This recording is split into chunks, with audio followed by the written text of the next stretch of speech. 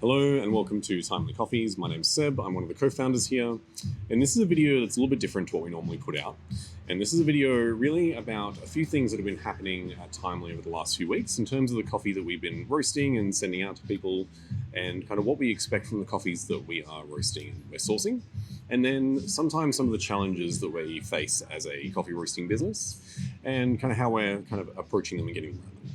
So in particular, what I want to talk about today is what happens when we receive a green coffee, so a coffee that hasn't been roasted yet, and it's not quite up to the standards that we expect. So really what happens with coffee in a lot of ways is, we'll see a sample of a coffee, we'll maybe get, maybe like 100 grams or 50 grams of a coffee, and we'll, roast it ourselves, and we'll taste that coffee, and we'll decide whether or not it kind of meets not only the standards that we have at Timely, but also whether or not it fits into a specific category, if it's a good coffee for maybe Timely 1, 2, or 3. And then we'll make a decision based on price and also on availability, how much of that coffee is available. And all these things will kind of go into deciding how we want to proceed. So sometimes, and it's rare, and this is what's happened to us recently, is we'll see a sample, we'll taste it, we'll really like it, and place an order, and then that coffee will arrive. And then the coffee that arrives, once we start roasting it and tasting it in production, it's really not the coffee that we chose originally.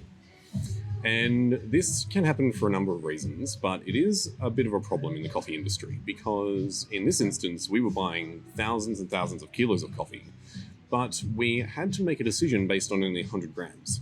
And then we had to trust that the coffee that we were receiving was going to be, it was going to be exactly the same as what we'd already approved or close enough.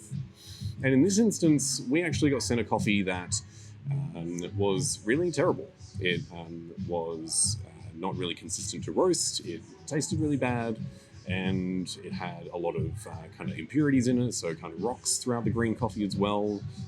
So a lot of these things that kind of happen sometimes, they happen for a number of reasons.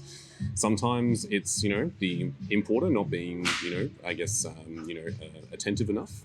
And other times it's just because, maybe there's kind of one or two bags out of a big lot that just aren't as good as the other ones because maybe there's a hole in it or something. And sometimes it's just not something that anyone can control. It was a significant problem this time because it happened in a large volume of coffee. So pretty much everything that we received was really terrible. And it was particularly challenging for us because we had this coffee in the rotation as Timely 1. So this was, what we know as like our flagship coffee. So if someone comes to us and says, what's the coffee that best represents Timely, we'd say, well, Timely 1, that's a good place to start. And then, based on your feedback, we can pretty much direct you on where you should be going if you want to continue to buy from Timely.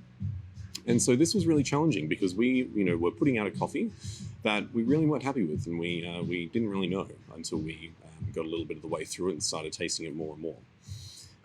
So we've, now had an opportunity to do like really thorough, quality assessments, and we've actually returned, over 1,000 kilos of this coffee back to the supplier because it just doesn't meet our standards. And more than that, it's actually not representative of what we agreed to.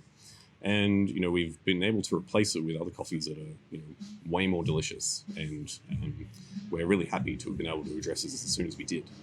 So there are a few things, I guess, as a consumer to consider. If you've had a box of Timely 1 in the last few weeks that kind of hasn't been, as consistent as Timely 1 normally is in the past, then this might be a really good reason why. We really encourage you to, get in touch with us. You can send me an email at seb@timelycoffees.com.au if you want to talk more about this or learn more about kind of how coffee sourcing and trading kind of works. But I guess the takeaway is that we're, really disappointed that this happened, and we, pride ourselves on putting really great coffee out there. And it kind of sucks when we can't. And sometimes it's our fault and sometimes it's not. And the important thing is that we just want to try and make it right. So if there's ever a problem, just always talk to us. We'll always make it better whenever we can. And this is not the last time we'll have this problem in coffee, and it's definitely not the first, but we're always doing our best to try and get around issues like this whenever they happen. So like I said, if you've got anything you want to share or any feedback or any experience you've had with Timely you want to share, just make sure you send me an email, give us a call, or come past the coffee shop and talk to our roasters, talk to our staff, and we're always happy to talk about coffee. So that's just a little bit about coffee trading and kind of what we've been experiencing at Timely. And we'll have some more videos coming out very soon, including a Timely weekly coming out in the next few days. But other than that, that's all I've got, and see you next time.